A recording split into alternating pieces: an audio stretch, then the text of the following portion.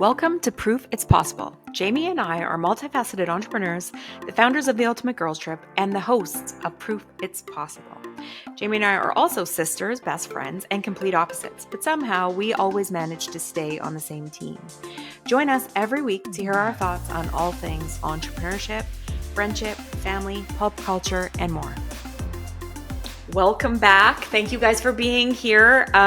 Today we are talking about something that's come up a lot in our chats recently, and it is who is your guru, or who are your gurus, and who do you listen to, and who do you appreciate their advice, and how much of that person's advice or information that we take in, because I think there's some incredibly smart people in this world, but what happens when something comes through a guru or comes through somebody that you trust their opinion, whether it's someone you know personally or somebody you watch from afar, that maybe doesn't always align or sit right with you? How do you know when to listen and when to not listen to your supposed gurus? If that's what, where you kind of get guidance from.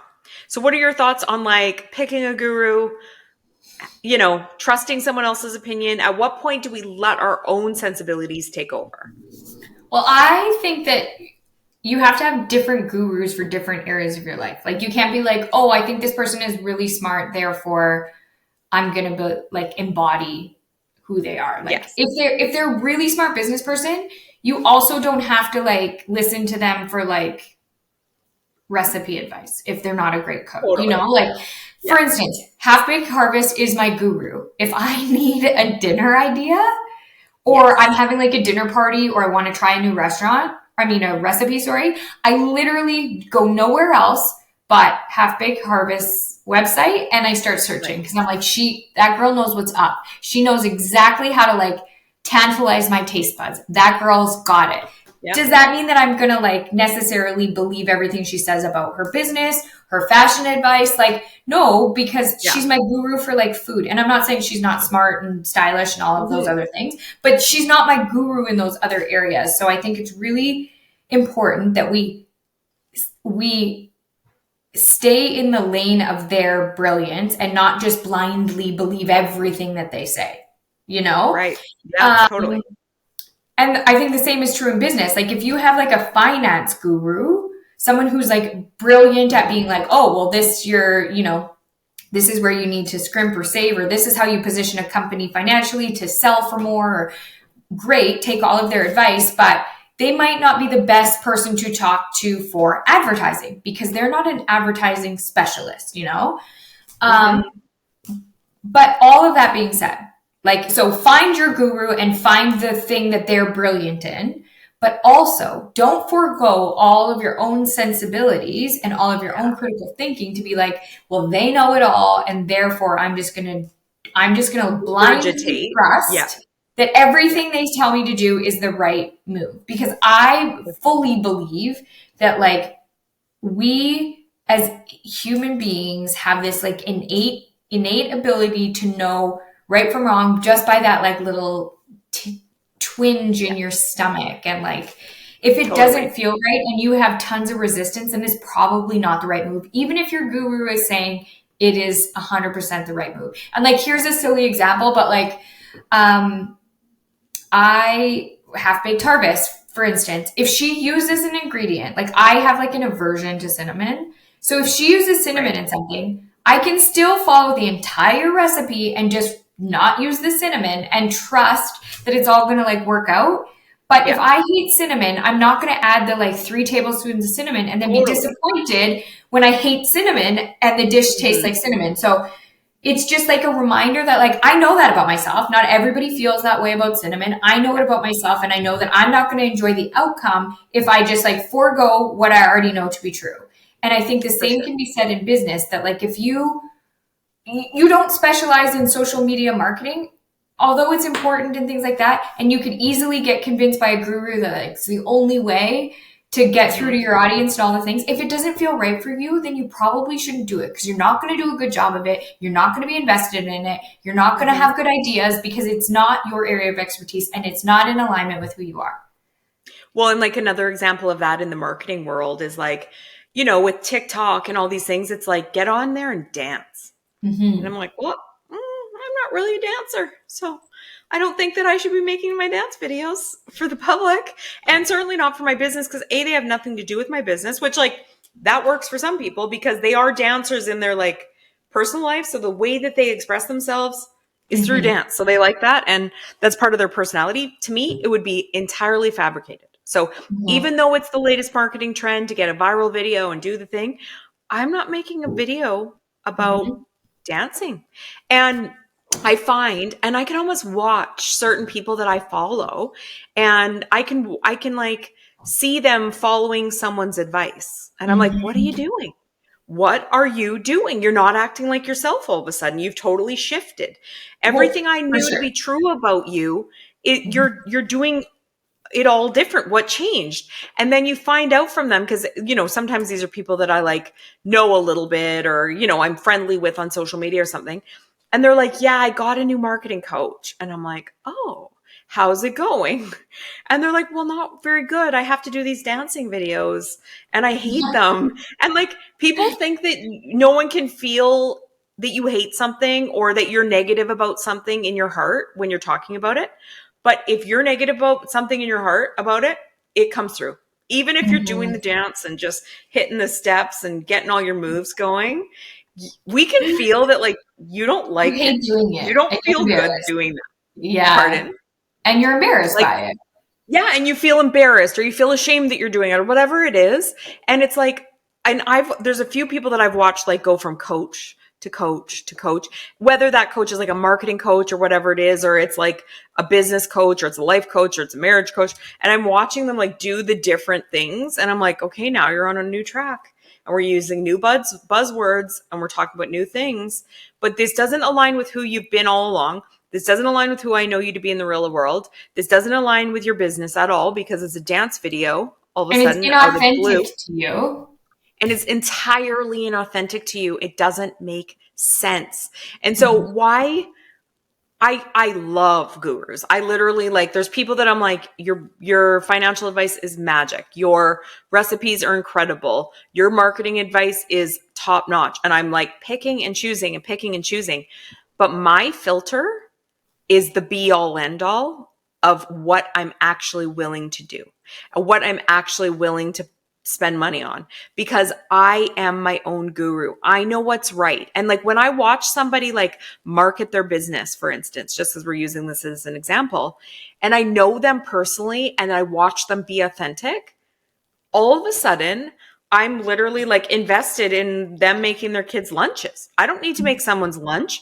I don't care what's in the kids' lunches, but I know it's important to them. I know it's authentic to them. They're genuinely sharing their life with me that isn't just about their business. And I'm like, oh, what is she putting? Oh, those are from Costco. I should try buying those. Those look delicious. These little granola bites or whatever. And it's like, what am I doing? Why am I doing this? But at least it is authentic. And I can feel that in someone's posts. I can feel that in someone's marketing. And Well, so and I think it's it's, also very interesting because um, we have to be mindful that like gurus are incredible and they stretch your limits and they push your mhm, edges and they make you encourage you to do things that are outside of your comfort zone, which equals yes, growth and exponential growth yeah, and doing the damn thing and all of that. And I love that. So I love a me good coach. too. Like I I love a love good coach. I love a guru. Me too. yeah, me too. And like I will spend all the money to be in the room Mhm. with the person that I have deemed to be very wise in whatever it is that I'm trying to get further ahead in. But Same. I also know that I have to take all of that advice and figure out what works for me. So like not every single thing that any guru says is going to be a home run for me. I Aligned. know that Yeah. like I have to filter it and make it make Mhm. sense in my life and make it make sense for me. So like what the person sitting beside me in the same room talking to the same guru, what they take away is going to be completely different than what I take away. And that's the beauty in like being authentic. Mhm. Even for your guru, is their guru is just going to say a bunch of things that worked for them or advice that worked for them. And we all get to just pick and choose what we value and what we think is going to be best for our business. So it goes back to that, like, you can't just like blindly trust everything that they say, because then it does come off inauthentic, and like you're just Yeah. becoming a copycat of them. And you have to Mhm. take what it works for you and leave the rest. Take what you like and Exactly. leave the rest. Like that's a saying. Well, It's a and saying in it's Ghana, exactly. and it's Yeah, 100% and true it's with all things also in life. totally. And it's also like if you go watch somebody public speak, for instance, and you're like, wow, what a powerful message. When you get when like you're a speaker and you get back up on stage, you can't be like, so when I was a little girl, my family was in the army. We moved around a lot because my family wasn't in the army. And although that was a powerful story and they told it from their heart, it's not true for It's me. not It true for isn't. you. So I could get the messaging from it, but I can't say it as my own because I have to put it through my own set of, what was the point? And then mhm. I could talk to it or whatever. I also think the old underlying issue here about trusting yourself and being your own guru is knowing what is authentic to you. And I think what Mhm. happens is we hear so much. You've got to make reels. You've got to do this. You need to get on podcasts. You need to have your own podcast. You need to do, whatever the like next latest, greatest marketing thing that you have to be on TikTok. And then you have to be on that platform and you need to go on Threads and you're not doing it right. And you're not doing it fast enough and flat posts aren't working anymore. So you have to be making video only and, all this stuff. Hashtags are dead. You Yeah. It's way too confusing. And if you don't have an internal compass that you stand so firm in with a really clear idea of like who you are, what matters to you, what your purpose is, why you have a business, what your message is, you will literally jump on one set of buzzwords because they're in right now, and then another set of buzzwords because they're in right now, and then a Mhm. different kind of marketing because it's in right now. And you will find yourself acting like a fool, doing things that don't feel or look right. And like, it sucks when you've done it because you've done it and you're like, okay, well, that's out there now. And here I am. So, like, But honestly, you know the what it things that does? It teaches your audience that like you don't even trust you. So why should they trust exactly, you to even buy their hair scrunchies yeah, from or whatever? Like yeah, it whatever you're sends selling. this message to the world that like Mhm. I don't even know who I am. So I Exactly. can't sell you anything. I can't sell you like a Yeah. pair of earrings because I'm not even sure I like them. You know, like Exactly. Well, exactly. And like to use the coach example, it's a coach that one day they're a coach about, you know, pelvic floor exercises, and the next day they're helping you with your finances. And it's like out of the blue, I'm like, what do you mean? I thought you were there for women's health and now you're here mhm, for like, and I'm not saying people can't pivot, but you need to lead people on your journey with that pivot. mhm, Why are you pivoting from one thing to the other? Do you have a background in finance? Because let's hear it. Or have you mhm, taken some 10 businesses and scaled them 10 times what they once made? Because let's hear it. I'm totally open to this conversation. But mhm. the last thing I heard from you can't be something totally opposite. And so I think the key in like becoming your own guru is really dissecting who you are, what you're about, and knowing in your gut that you're always acting authentically for yourself and your business or Mhm. your life or whatever. 100%. And when you get really down this road and really confused, you will find yourself more lost and like unsure of what is authentic to you. And And the then you only find yourself way, hiring to be like, help 100%. guide me. Well, then that just adds more opinions to the hat that you can't sort through. And more desperation.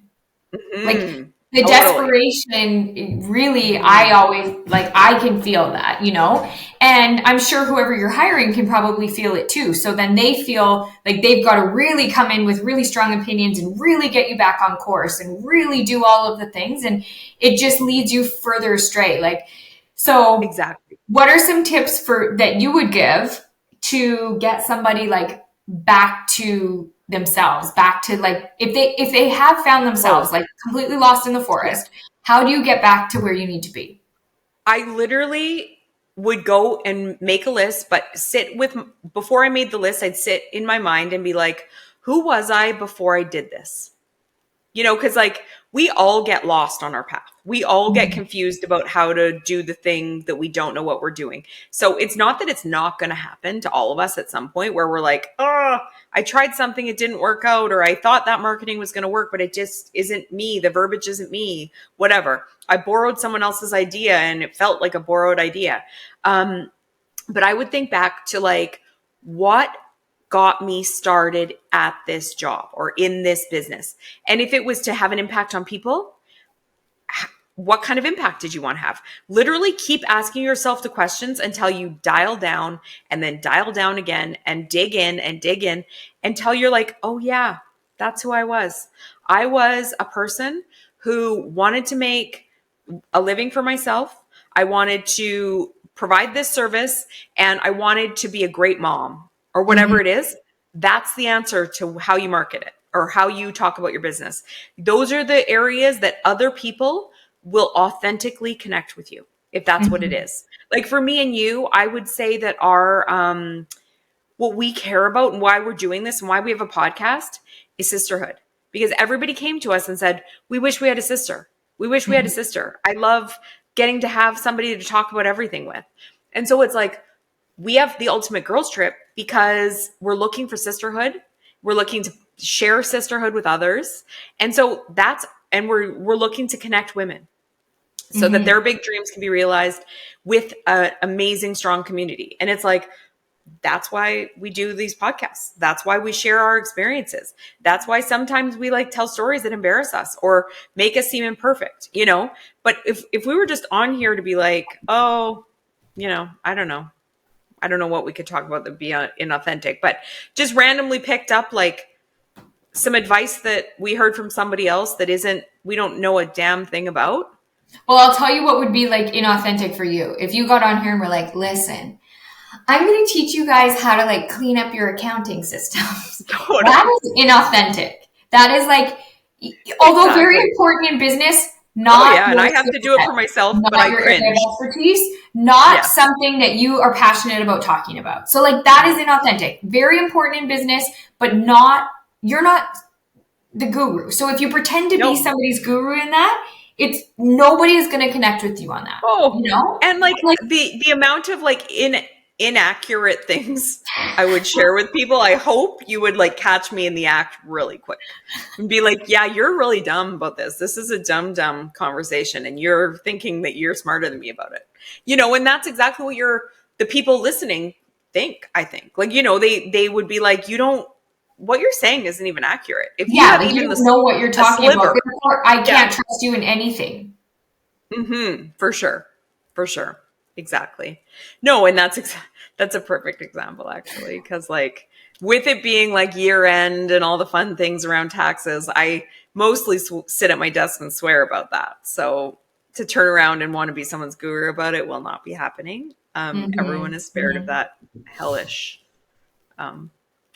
thing. But what about you? What's your top tip or trick for someone who feels totally blurry and lost about their purpose and their direction? I think finding out who you are, but the easiest way for me to do that is to like sit and get quiet, like to do some like meditation. I would highly recommend like the 21 days of meditation. There's like a 21-day thing from Deepak Chopra that I think is like, just gets your head on straight and gets you like back in tune with your own body and your own mind to be like, yeah, what are you saying inside of there? Like, let's quiet all the noise of the external world and just like get back to who we are. So I would suggest that. But I also think that it's really important that you focus a lot of your energy on like your strengths. So if you're like, I don't know where I need to go next. I don't know where to pivot. But your entire life, people have said to you, like, you're so smart in, let's use accounting just because that's the topic we're on. You're so smart in accounting. If that's what made you successful up to this point, focus in on that. Hone in on your like natural gifts. Everything else can get hired out. You can hire contractors or people to do it, or you can, like you can find other people to do the things that you're not good at, but use your natural brilliance. And rather than fight it and be like, I hate building my website, hire that out and focus your energy on the things that you are good at, that do light you up, and stop feeling like you need to wear every single hat. Focus on the hat that you already currently wear and are good at wearing, For sure. Exactly. No, I totally agree. And I think essentially our advice is the same as like, dig into you, dig into where you started, what you're good at, what you've heard about being good at your whole life, and be your own guru. Make sure that you filter all ideas, all plans through your own sense abilities so that you're not all of a sudden so far down a road where you're like, what the hell am I doing here? Like I don't even like this topic. And now I'm like a coach for it. I'm writing recipes, because that's another thing that would be very inauthentic for me, is to like, I know how to make some appetizers, and I've shared every single appetizer I know how to make on a blog. And from there, I hate making dinner. So I'm not sharing any dinner recipes or anything like that, or even if I became a meditation guru. I literally have never successfully meditated. Like how you said you could try meditating, like people could get quiet. Well, that would be a long road for 20 days to meditate, because I've never done it for 1 second. And 21. I've tried. 21 days, but Pardon? I said it's 21 days. You have the number of days, right? I blurred over that because I was like, God bless you. No, I'm not doing that. Well, I will say that like there's also a time and a place to hire. Like I said, if like you hate building websites, like I don't ever want to learn how to build a website. Never in my life do I want to learn that skill. And I'm not going to spend 1 millisecond of my time doing it or learning it or any of it. So find somebody who's good at it and do it. Do I also believe that like coaches are incredible for like growth, success, stretching you, all of it? Yes. Do I get in every room of every guru that is accessible to me? Yes, at every opportunity. So I do think that there is a time and a place, but I just think that it's so important to remember that you're still the leader of your own life. You're still the person. You're still the filter. You're still the person that makes all of the decisions, and you can't just blindly trust anyone, even the smartest person in the room, even your favorite person, even your guru, I agree. I totally agree. All right. We would love to hear the times that you got off track, and how did you get yourself back on? Are you back on yet? We just would love to hear all about it from you. So have a great week, and we'll see you next week. Bye, guys. We are so grateful you're here. It would mean the world to us if you'll subscribe to our podcast and YouTube channel and leave us a review. If you want to hear more from us, go to proofitspossible.com to join our mailing list and find our social links so you don't miss a thing. Thanks, and chat next time.